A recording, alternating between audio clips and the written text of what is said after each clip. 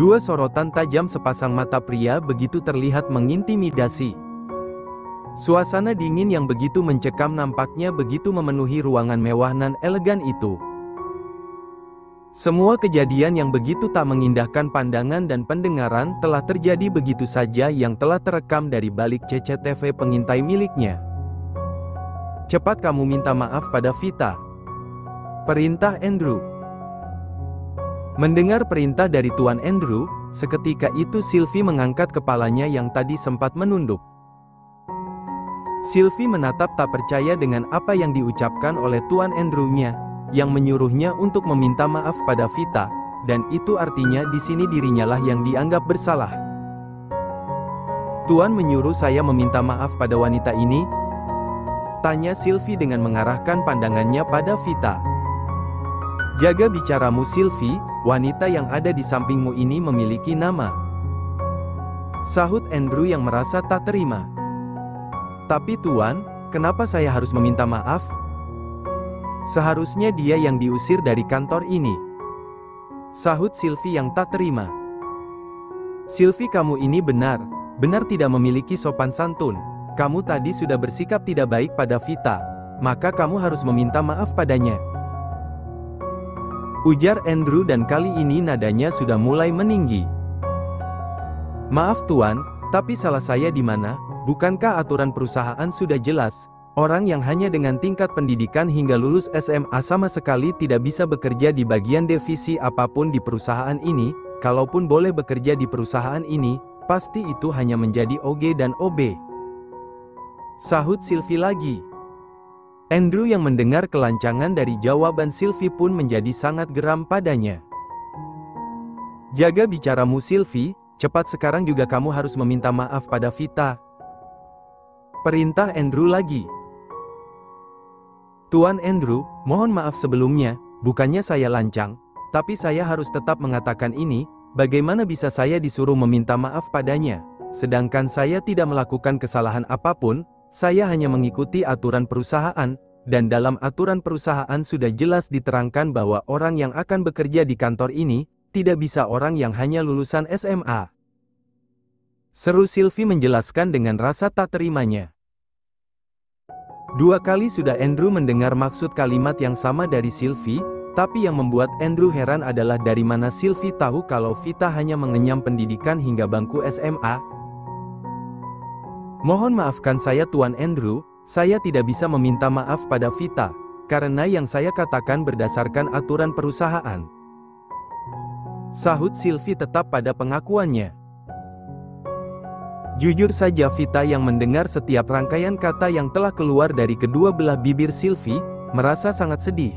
Apa yang dikatakannya benar telah menyayat hati dan menjatuhkan harga dirinya, namun harus bagaimana lagi? Apa yang dikatakan oleh Sylvie tidaklah salah. Dan semenjak Vita berada di dalam ruangan Tuan Andrew-nya, ia hanya bisa menunduk. Bahkan kini kedua manik matanya sudah mulai berembun. Baiklah, jadi kamu tetap tidak mau meminta maaf Sylvie? Tanya Andrew lagi. Iya Tuan, saya tidak bisa meminta maaf, karena saya tidak bersalah. Saya mengatakan hal yang sesuai dengan aturan perusahaan. Sahut Sylvie tetap pada keputusannya. Apakah kamu tahu siapa itu Vita? Vita itu adalah saudara dari istri Tuan. Belum sempat Andrew menyelesaikan kalimatnya, tiba saja.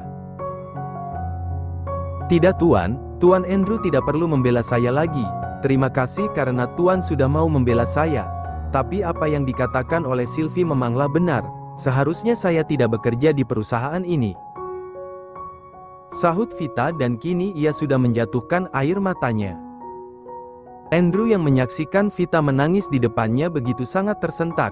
Ia tak menyangka akan ada masalah yang cukup menguras emosi di waktu menjelang siang ini. Maafkan saya Tuan Andrew, untuk menghindari kesalahpahaman dan tetap terjaganya kedisiplinan aturan dalam bekerja, saya rasa lebih baik saya memang harus mengundurkan diri. Permisi Tuan, saya pamit keluar. Ucap Vita sedih, dan ia pun berlalu pergi dari ruangan itu. Vita, kamu mau kemana Vita? Kamu tidak bisa keluar begitu saja, Vita. Tunggu, Vita. Panggil Andrew yang berusaha menahan agar Vita tak pergi. Namun Vita sama sekali tak menghiraukan seruan Andrew. Ia terus melangkahkan kakinya bahkan dengan sedikit berlari dari ruangan yang menurutnya sangat menjatuhkan harga dirinya itu. Sedangkan Sylvie jangan ditanya lagi, ia cukup senang karena Vita akan mengundurkan diri dari perusahaan ini, sebuah perusahaan berkelas tinggi yang menurutnya sangat tidak pantas untuk menampung pekerja seperti Vita. Sylvie, kamu benar kurang ajar Sylvie, apakah kamu tahu siapa itu Vita? Vita itu adalah saudara dari istri Tuan Alexander, dia ada dan bekerja di kantor ini, adalah atas dasar permintaan Tuan Alexander. Sentak Andrew pada Sylvie, dan setelah itu ia langsung berlalu pergi dari ruangannya. Dek! Bak disambar petir di siang bolong, Sylvie membelalakan kedua bola matanya tak percaya, ia sangat terkejut bukan main. Apa yang baru saja terjadi akan bisa jadi bumerang bagi dirinya sendiri. Ya ampun, bagaimana ini? Jadi Vita adalah saudara dari istri Tuan Al, tapi bagaimana bisa? Kalau itu memang benar, aduh gawat ini. Gumam Sylvie yang merasa takut. Setelah mendapatkan perlakuan yang kurang begitu mengenakan dari sesama karyawan, kini Vita terduduk di ruangannya. Tak ingin berlama berada di ruangan yang sebentar lagi akan ia tinggalkan, kini Vita mulai menata berkas yang tidak lagi akan ia selesaikan. Dengan perasaannya yang masih dibalut kesedihan, Vita pun mengambil tasnya dan akan keluar dari ruangannya itu. Ya memang benar, tempat mewah ini memanglah tidak diperuntukkan bagi orang yang tidak berkelas sepertiku. Aku harus pergi dari kantor ini, lebih cepat lebih baik. Batin Vita sedih. Namun, belum sempat Vita melangkahkan sepasang kaki jenjangnya, tiba saja terdengar seperti suara pintu yang dibuka. Kriet. Nampak sosok Tuan Andrew-nya telah memasuki ruangannya. Mau kemana kamu, Vita? Tanya Andrew tegas. Maafkan saya Tuan, tapi saya rasa saya harus berhenti bekerja dari perusahaan ini. Terima kasih atas kebaikan Tuan Andrew pada saya selama saya bekerja di kantor ini. Tapi saya rasa inilah yang terbaik Tuan, saya akan berhenti bekerja dari perusahaan ini. Sahut Vita dengan tatapan sendunya. Tidak bisa, kamu tidak bisa berhenti begitu saja dari perusahaan ini, kamu sudah tanda tangan kontrak Vita. Jika kamu berhenti bekerja di perusahaan ini sebelum masa kerja 3 bulan, maka kamu wajib membayar denda sebesar 1 miliar. Kilah Andrew yang sedang menakuti Vita. Apa? Pekik Vita, dengan rasa terkejutnya yang begitu luar biasa. Vita tak percaya dengan apa yang didengarnya, bagaimana bisa dirinya harus membayar ganti rugi sebesar itu. Padahal seingatnya ia hanya langsung masuk bekerja dan tidak melakukan kontrak apapun. Tapi Tuan, bagaimana bisa saya harus membayar denda sebesar itu? Seingat saya tidak pernah menandatangani kontrak apapun. Sahut Vita yang berusaha menjelaskan. Apa kamu kira perusahaan ini bodoh? Perusahaan ini bukanlah perusahaan ayahmu, jadi kamu tidak bisa keluar masuk begitu saja dari perusahaan ini. Jika kamu ingin berhenti dari perusahaan ini, maka kamu harus membayar denda itu. Ancam Andrew. Jujur saja, Andrew merasa sangat gemas dengan wajah terkejut Vita, menurutnya ekspresi wajahnya itu sangatlah lucu. Ternyata mengerjaimu, menyenangkan ya Vita? Batin Andrew. Malam yang indah dengan banyaknya taburan bintang yang begitu bertebaran indah menghiasi indahnya langit malam, begitu memanjakan sepasang bola mata cantik sosok wanita yang kini telah memandang dengan penuh rasa kagum pada indahnya langit malam. Disinilah kini dirinya berada, si sebuah villa mewah milik suaminya. Gadis yang selalu setia menggunakan hijab untuk menutupi rambut indahnya itu, seolah tak pernah henti menatap kagum ke arah langit malam dengan banyaknya cahaya bintang yang menghiasi. Desiran ombak yang saat ini saling berhadapan dengan langit malam, seolah mendatangkan adanya keromantisan akan sepasang suami istri itu yang saat ini sedang menikmati waktu spesialnya untuk melengkapi kebahagiaan yang selama ini telah tertunda. Merasa telah cukup memandang indahnya langit, kini wanita berhijab itu mulai menutup kembali tirai indah yang menutupi benda padat nan bening itu. Hingga sesaat setelah ia menutup jendelanya, ia merasa seperti ada sebuah lengan kekar yang dengan begitu lembutnya telah melingkar dan merengkuh bagian perutnya. Dan ia tahu siapa pemilik lengan kekar itu. Kap. Al mendaratkan satu kecupan manis di pucuk belakang istrinya. Sayang, ini sudah malam, apa kamu tidak ingin tidur bersamaku? Tanya Al pada sang istri. Adinda membalikkan tubuhnya untuk mengarah menghadap sang suami. Mas Al sudah ingin tidur? Tanya Adinda lembut. Aku ingin tidur dengan ditemani istriku. Sahut Al, dengan menatap lekat wajah sang istri. Tidak ada sahutan dari Adinda, ia hanya diam dengan menatap wajah suaminya. Kap. Al memberikan satu kecupan lembut di kening Adinda. Sayang, bolehkah aku menggendongmu? Tanya Al dengan tetap menatap istrinya. Adinda masih diam. Jujur saja dalam benaknya saat ini, Adinda merasa ada sesuatu yang tak biasa dari suaminya. Tatapan sendu dan penuh harap dari sosok yang masih merengkuh tubuh mungilnya itu, begitu terlihat nyata dalam pandangannya. Tidak biasanya suaminya ini meminta izin agar bisa menggendong tubuhnya, bukankah biasanya suaminya akan langsung menggendongnya tanpa meminta persetujuan dulu darinya, lalu mengapa sekarang malah meminta izin? Sayang, kamu tidak mau aku gendong? Tanya Al dengan tatapannya yang terlihat sedikit kecewa. Mas, kenapa Mas meminta izin untuk menggendong Adinda? Bukankah Mas bisa melakukannya tanpa harus meminta izin? Sahut Adinda dengan nada lembutnya. Ya, Al sepertinya saat ini sedikit bersikap tak biasa. Bukan tanpa sebab dirinya melakukan hal ini, Al tidak ingin kejadian beberapa hari yang lalu yang telah membuat istrinya mengalami trauma menjadi terulang kembali. Sepertinya Al akan mengingkari janjinya sendiri. Janji yang pernah ia ucapkan untuk tidak meminta haknya sebagai seorang suami sebelum istrinya Adinda bisa dengan ikhlas memberikannya. Salahkah jika dirinya saat ini harus sedikit egois? Sedangkan Adinda yang mendapati suaminya masih dalam keadaan diam merasa sedikit khawatir. Mas Al boleh kok menggendong Adinda? Sahut Adinda dengan tersenyum. Mendapat respon yang baik dari sang istri, membuat Al tak ingin melewatkan kesempatan yang baik ini. Al langsung menggendong tubuh mungil istrinya itu menuju kasur empuknya. Kecupan demi kecupan dari Al telah bertubi-tubi mendarat di kening istrinya Adinda. Langkah demi langkah pun telah berhasil Al lalui, hingga kini dirinya berada di sisi ranjang dan meletakkan tubuh berharga istrinya itu dengan lembut, seolah Al tak ingin sesuatu hal yang buruk terjadi pada tubuh istrinya. Al pun ikut menaiki kasur empuknya itu untuk menemani sang istri. Dan tak cukup sampai di sana, Al kini mulai melepas hijab istrinya. Dan kini, tatapan Al terarah pada belahan bibir pik milik sang istri yang telah begitu menjadi candu baginya. Al mencium bibir Adinda dengan begitu lembut dan mendamba. Ciuman yang awalnya lembut kini berubah menjadi menuntut.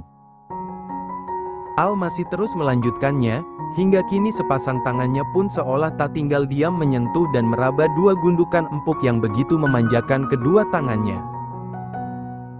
Kedua belah bibir mereka masih tetap saling berpagutan, hingga dirasa sang istri mulai mencari akan adanya pasokan oksigen, barulah Al melepas pagutan bibirnya. Al memandang wajah manis istrinya itu, tatapan sendu sang istri, benar telah membuatnya ingin segera memiliki istrinya itu dengan sepenuhnya. Kap. Sebuah kecupan yang begitu dalam telah ia berikan pada kening istrinya. Sayang. Seru Al dengan suaranya yang sudah terdengar serak. Iya mas. Sahut Adinda lembut. Bolehkah aku meminta hakku sebagai seorang suami? Seru Al pada akhirnya. Dek. Adinda benar sangat tertegun dengan permintaan suaminya. Ini adalah suatu permintaan yang tidak pernah ia duga sebelumnya. Adinda kira suaminya hanya akan melakukan hal sampai batas ini saja, sama seperti yang biasanya suaminya lakukan di malam sebelumnya. Namun sepertinya malam ini akan lebih dari itu, suaminya benar telah meminta haknya sebagai seorang suami secara utuh. Adinda masih menatap wajah suami dengan begitu dalam. Sangat terlihat jelas dari sorot matanya jika suaminya itu begitu menahan kabut gair asteris H yang begitu ingin untuk segera disalurkan. Kamu belum siap ya sayang?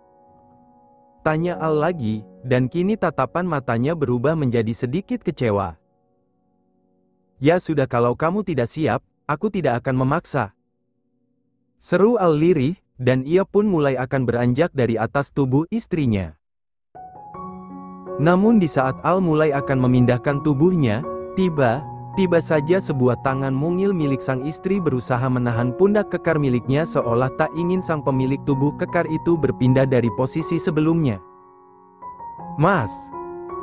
Seru suara lembut sang istri yang begitu terdengar mendayu di telinganya. Sayang! Sahut Al dengan menatap wajah istrinya. Jika Mas Al menginginkan hak Mas sebagai seorang suami, Adinda ikhlas akan memberikannya Mas. Seru Adinda pada akhirnya. Sayang. Seru Al lirih yang masih tak percaya dengan pernyataan istrinya. Adinda tersenyum pada sang suami. Mas, Adinda akan menunaikan kewajiban Adinda sebagai seorang istri pada suaminya. Tapi Adinda mohon satu hal sama Mas, tolong Mas jangan bersikap brutal lagi ya. Adinda takut Mas kalau Mas seperti itu. Ujar Adinda dengan segala perasaannya. Al tersadar, Al memahaminya sekarang, ternyata yang membuat istrinya trauma di malam itu adalah perbuatannya sendiri. Kap. Satu kecupan kembali mendarat di kening istrinya. Aku janji sayang, aku akan melakukannya dengan lembut. Sahut Al. Dan Al pun kini mulai melanjutkan aksinya kembali. Al kembali mencium bibir Peach milik istrinya itu dengan penuh rasa cinta. Sayang, aku akan melepas semua pakaianmu, bolehkah aku melakukannya? Pinta Al dengan lembut dan penuh harap pada sang istri. Bukan tanpa sebab dirinya meminta izin terlebih dahulu, mengingat pada saat malam pertama istrinya menjadi takut karena dirinya, membuat Al tak ingin menghadirkan rasa trauma istrinya lagi. Dan kali ini Al akan melakukannya dengan sehati-hati mungkin.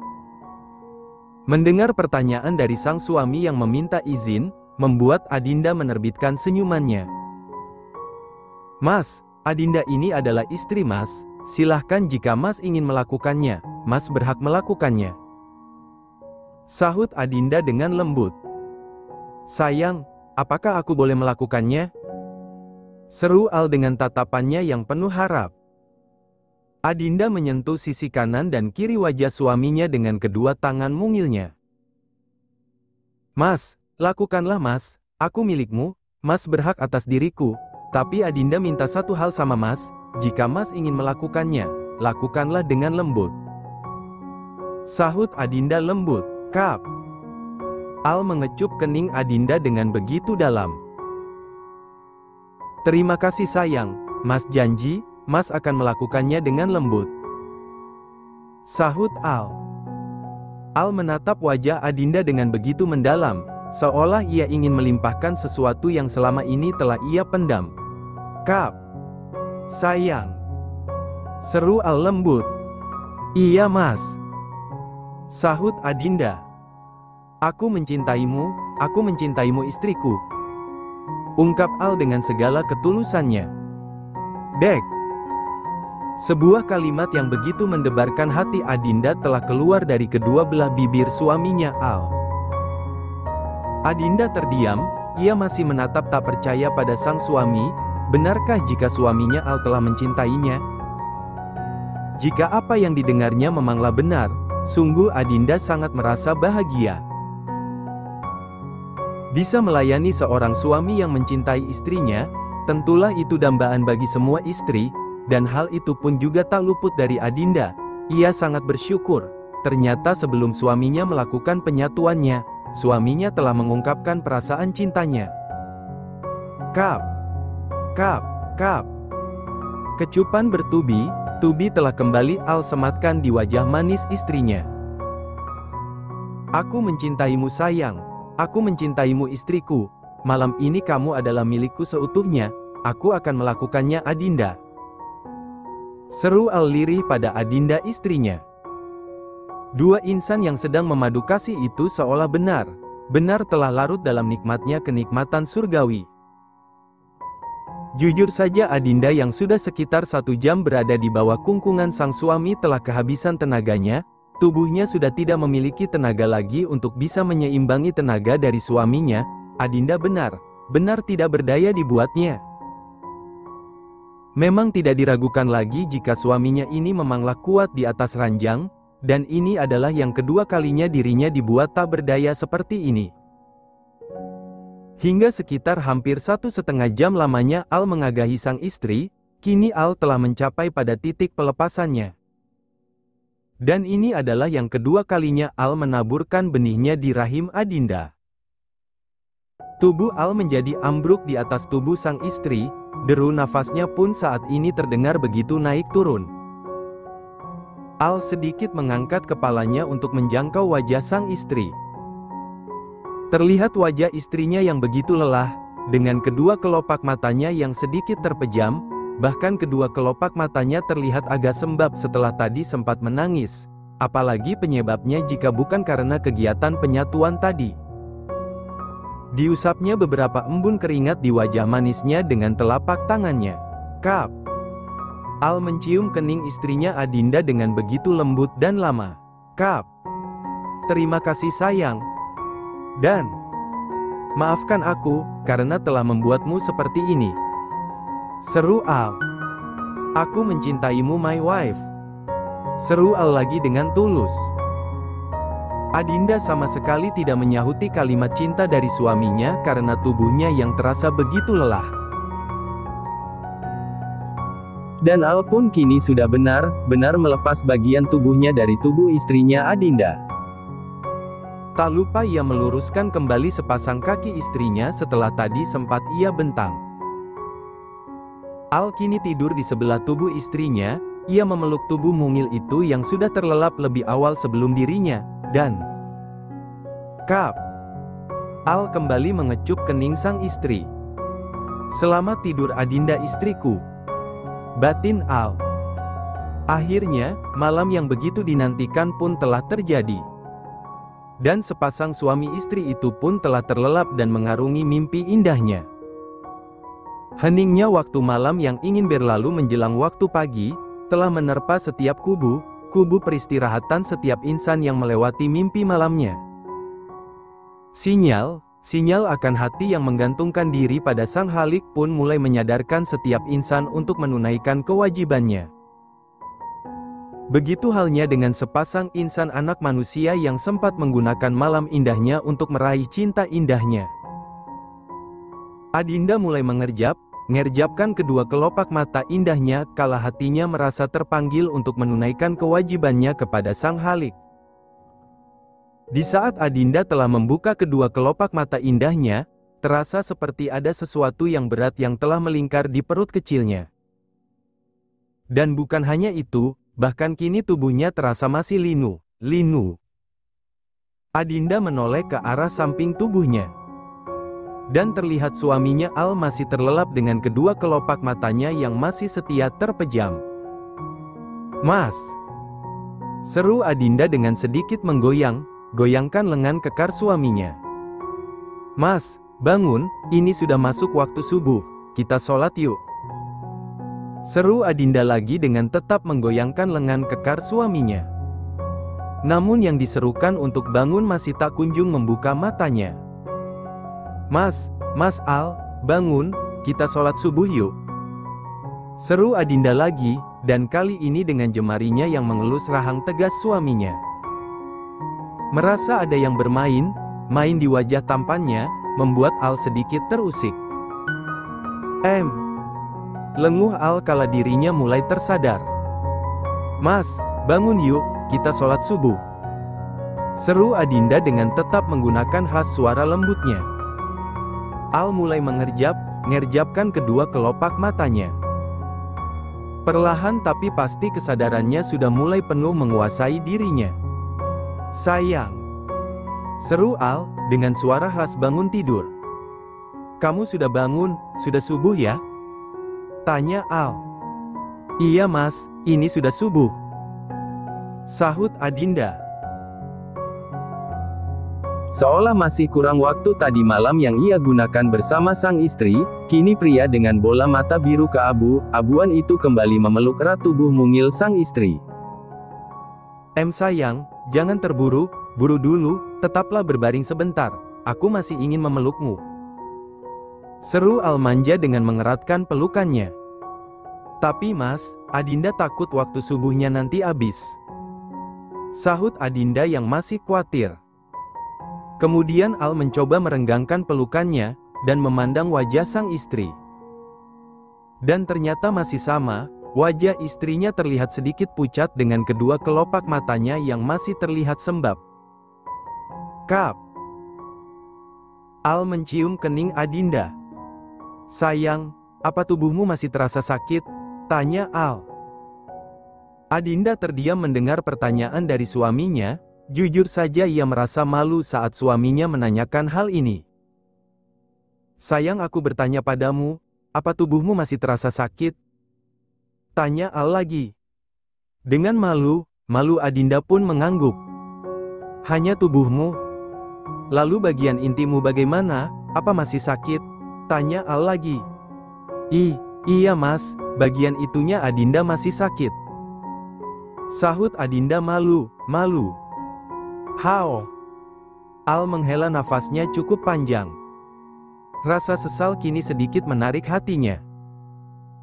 Seharusnya ia tak menggunakan mode cepat tadi malam dan menyebabkan Adinda menjadi sangat kesakitan, apalagi senjata miliknya tidaklah kecil.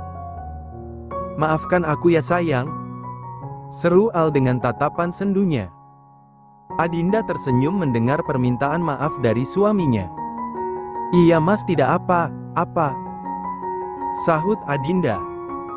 Dan dengan tanpa interupsi apapun, Al menegakkan tubuh kekarnya. Dalam keadaan tubuhnya yang masih polos, Al pun turun dari ranjang kasurnya, mendekati Adinda sang istri, dan ia pun langsung menggendong tubuh mungil istrinya itu tanpa memperdulikan istrinya yang menjadi terkejut. "Mas," pekik Adinda yang merasa terkejut karena suaminya yang tiba-tiba menggendongnya. Dalam keadaan tubuh mereka yang masih sama polos, Al dan juga istrinya yang ia gendong mulai melangkah menuju kamar mandi.